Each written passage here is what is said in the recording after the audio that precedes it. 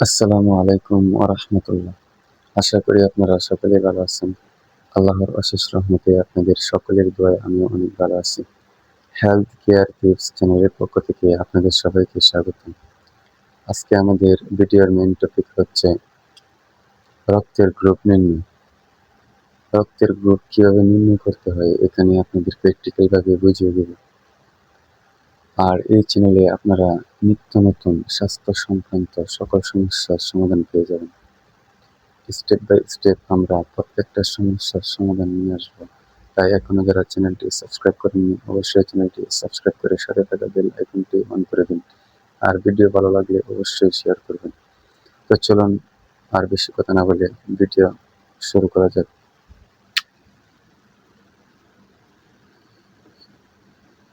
রক্তের গ্রুপ নির্ণয়। রক্তের গ্রুপ নির্ণয় রক্তের গ্রুপ নির্ণয় করতে আমাদের চারটা জিনিস প্রয়োজন। 1 নম্বর রক্ত দাতা। 2 নম্বর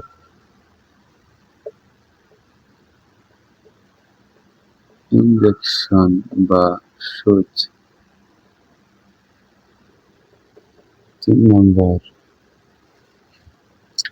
কাঁচের টুকরো।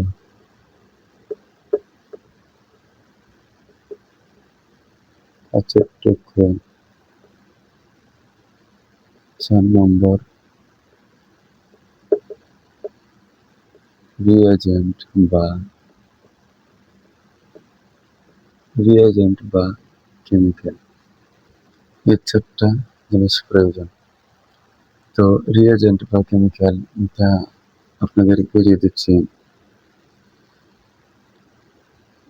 1, 2, 3। এটা হলো অ্যান্টিজেন এ, এটা হলো অ্যান্টিজেন বি, এটা হলো antigen D. Antigen A, antigen B এবং অ্যান্টিজেন ডি। এটা হলো কেমিক্যাল। এই 3টা কেমিক্যাল। তো আপনারা দেখেন, ধরেন এটা একটা কাঁচের টুকরো। হ্যাঁ, এখানে একটা, এখানে একটা, এখানে একটা। একটু বড় করে যদি আপনাদের তাহলে বুঝতে পারবেন। ধরেন এটা কাঁচের টুকরো। এটা অ্যান্টিজেন এ, এটা অ্যান্টিজেন বি, এটা অ্যান্টিজেন ডি। এ, বি এবং ডি, 3টা। তো এই কাঁচের টুকরা এই ঘরের মধ্যে আপনারা একটা রক্তের করে দেবেন, মানে যার রক্তের গ্রুপ নির্ণয় করবেন তার থেকে রক্ত নিয়ে এই ঘরের মধ্যে 1 ফোঁটা রক্ত, এই ঘরের মধ্যে 1 ফোঁটা রক্ত, এই ঘরের মধ্যে 1 ফোঁটা রক্ত নেবেন। নেওয়ার পরে রেখে দেবেন। তারপর এ ঘরে অ্যান্টিজেন এ, এটা হলো একটা কেমিক্যাল। এই কেমিক্যালটা অ্যান্টিজেন এর ঘরে 1 ফোঁটা দেবেন। অন্য করে দিলে কিন্তু হবে না। অ্যান্টিজেন এ, অ্যান্টিজেন বি দিবেন এই বি ঘরে 1 ফোঁটা। তারপর অ্যান্টিজেন ডি এ ঘরে দেবেন। দেওয়ার পরে আমাদের কাজ কি? দেওয়ার পরে কাঁচের টুকরা দিয়ে হালকা নাড়াচাড়া করবেন।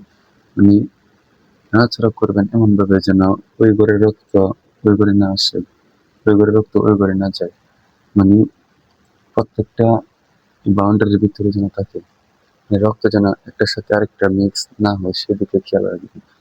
তাই কিছুক্ষণ নাড়াচাড়ার পরেই দেখবেন এইগুলা রক্ত ভেঙে যাবে। এই রক্ত ভেঙে যাবে, এটা ভেঙে যাবে, এটা ভেঙে যাবে, বা এটা ভাঙবে না। এখন ভাঙলে কি হবে এবং না ভাঙলে কি হবে? তো আমরা একটা হিসাব করি। হিসাবটা হলো সংক্ষিপ্ত হিসাব। সংক্ষিপ্ত হিসাব এ। এটা কি? ধরেন এ ভেঙে গেছে। ভেঙে গেলে হয়তো এখানে মানে রক্ত জমাট বাঁধার মতো এরকম দেখা যাবে ভেঙে গেলে। রক্ত জমাট বাঁধার মতো এরকম দেখা যাবে। ভেঙে যাবে। আর যদি রক্ত না ভাঙবে তাহলে একবারে যা আছে তাই থাকবে। মানে রক্ত দেওয়ার পরে যা আছে তাই থাকবে। যদি না ভাঙবে। আর যদি ভাঙবে তাহলে এটা মানে টুকরা হয়ে যাবে ভেঙে। এরকম হবে। কিন্তু এটা হলে আমরা গ্রুপ কিভাবে নির্ণয় করব এবং গ্রুপটা পজিটিভ না নেগেটিভ এটা কিভাবে জানবো?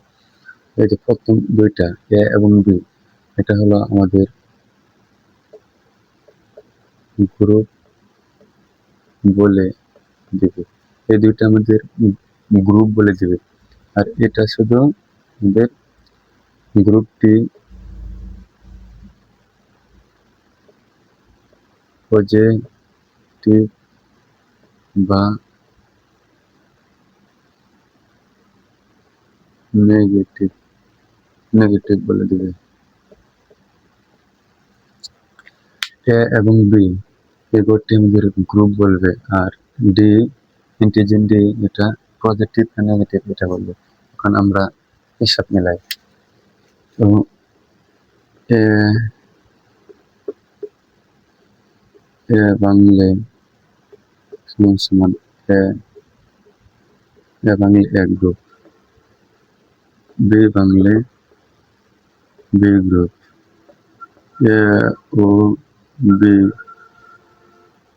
এ ও বি দুটি বাংলে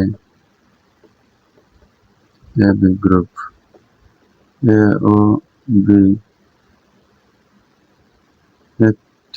একটিও না বাংলে ও গ্রুপ। এতটা বুঝছেন? এ ভাঙছে মানে রক্ত ভেঙে গেছে, এ করে রক্ত ভেঙে গেছে, তাহলে গ্রুপটা এ। যদি শুধু বি করে রক্তটা শুধু বি করে একটা ভেঙেছে, দুইটা ভাঙেনি, তাহলে গ্রুপটা বি। আর এ এবং বি দুটাই ভেঙে গেছে, তাহলে গ্রুপটা এ বি। আর এ এবং বি একটাও ভাঙেনি, দুইটার মধ্যে একটাও রক্ত ভাঙেনি, রক্ত যেরকম আছে সেরকম, তাহলে ও গ্রুপ। এ ভাঙলে এ গ্রুপ, বি ভাঙলে বি গ্রুপ, এ ও বি দুটি ভাঙলে A B group, A O B একটিও না ভাঙলে ও গ্রুপ। এটা তো আমরা বুঝতে পেরেছি। এখন পজিটিভ আর নেগেটিভ কিভাবে জানবো? তো এই পাশে দেখেন পজিটিভ, যদি পাশাপাশি পাশাপাশি যদি তিন নম্বর গড়টি ভেঙে যায়, যদি ৩ নম্বর গড়টি ভেঙে যায় তাহলে নির্ণয় করা গ্রুপটি পজিটিভ। আর যদি না ভাঙে গ্রুপটি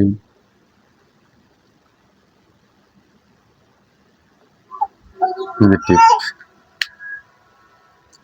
ঠিক আছে? এ ভাঙলে এ গ্রুপ, বি ভাঙলে বি গ্রুপ, এ ও বি দুটি ভাঙলে A B group, A O B একটি না ভাঙলে ও গ্রুপ। পাশাপাশি এটার পাশাপাশি যদি ৩ নম্বর গড়টি ভেঙে যায় তাহলে নির্ণয় করা গ্রুপটি পজিটিভ। আর যদি ৩ নম্বর গড়টি না ভাঙে তাহলে নির্ণয় করা গ্রুপটি নেগেটিভ। তাহলে বুঝতে পেরেছেন এ ও বির কাজ কি? গ্রুপ নির্ণয় করা। আর ইন্টিজেন ডি এর কাজ কি? গ্রুপটি পজিটিভ নাকি নেগেটিভ এটা নির্ণয় করা। এখন তো বুঝতে পেরেছেন, ভেঙে গেলে পজিটিভ আর না ভাঙলে নেগেটিভ। ঠিক আছে, ক্লিয়ার? আশা করি সকলে বুঝতে পেরেছেন। এটা নোট করে রাখেন, তাহলে কাজে লাগবে। তো আজকে আমাদের ভিডিও এই পর্যন্তই। যদি ভিডিওটি ভালো লাগে তাহলে অবশ্যই শেয়ার করবেন।